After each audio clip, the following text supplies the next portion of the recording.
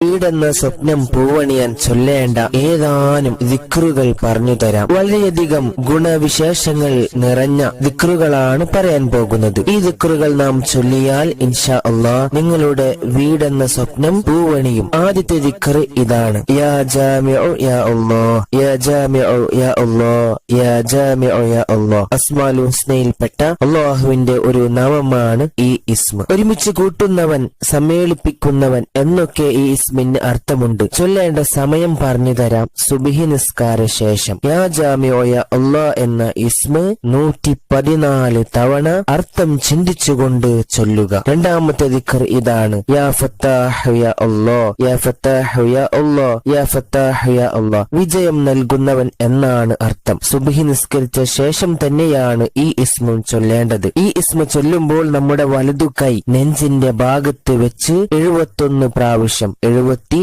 പ്രാവശ്യം ചൊല്ലുക. അല്ലാഹുവിന്റെ അനുഗ്രഹത്താൽ അടഞ്ഞുകിടക്കുന്ന സകല കവാടങ്ങളും തുറക്കപ്പെടും. ഈസ്മിന് ധാരാളം ഗുണഫലങ്ങൾ ഉണ്ട്. മൂന്നാമത്തെ ദിക്ർ ഇതാണ്: യാ മാലിക്കൽ മുൽക്ക്, യാ മാലിക്കൽ മുൽക്ക്, യാ മാലിക്കൽ മുൽക്ക്. അല്ലാഹുവിന്റെ അസ്മാഉൽ ഹുസ്നയിൽപ്പെട്ട ഇസ്മ തന്നെയാണ് ഇതും. രാജാധിരാജൻ എന്നാണ് ഈ ഇസ്മിന്റെ അർത്ഥം. ഈ ഇസ്മിന്റെ അക്ഷരസംഖ്യ 210.